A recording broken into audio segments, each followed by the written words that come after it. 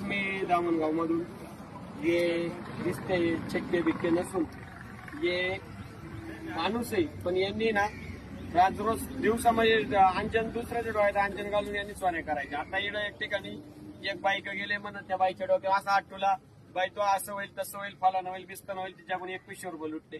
इकडे एक एंगलपत्र सिमेंटचं दुकान आहे, तिकडे गेले त्याच्याकडून 1600 रुपये लुटले. ज्यांनी मुंबईपासून निघाले तर इथपर्यंत कमीत कमी 7-10,000 लुटण्याचा कारभार केला. काहीतरी बुरळ पाडायची आणि म्हणजे त्या माणसानं अंगावरला डाग असो काही असो यांना काढून द्यायचं, यांचा धंदा हा. यांनी मग असं लुटमार करून त्यांना तरी प्रसाद दिला चांगल्या प्रमाणात.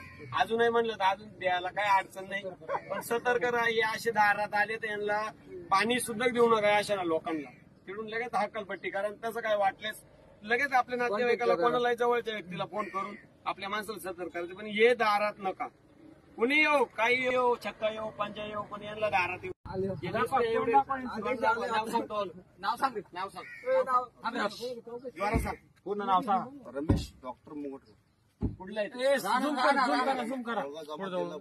काय केलं ते सांगा, गुन्हा कबूल करा. ते काय कोणाकडून पैसे घेतले ते सांग. इतक्यात घेतले पैसे घेतले नाही. नाही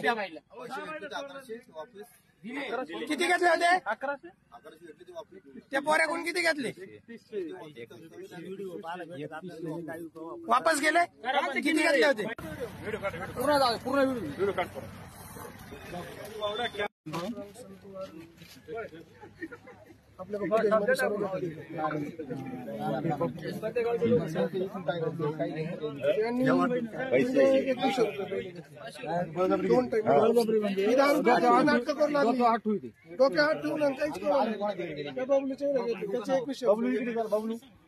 बबलू खालीच असं आरसान ते एवढं पाळलं त्याला कळलं अजून माडोकं चढ पडले.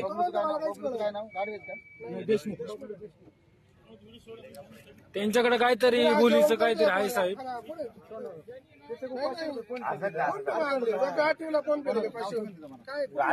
गोरख गोसावी कॅश फोन पेला मारून घेतलं. कॅश घेतले का? कॅश घेतलं होतं. कॅश काय हातात सोबत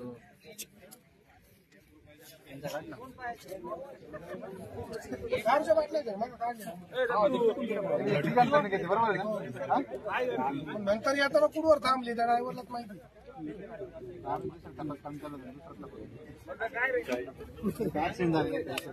अनन्या बारदेव पंजाबी थे.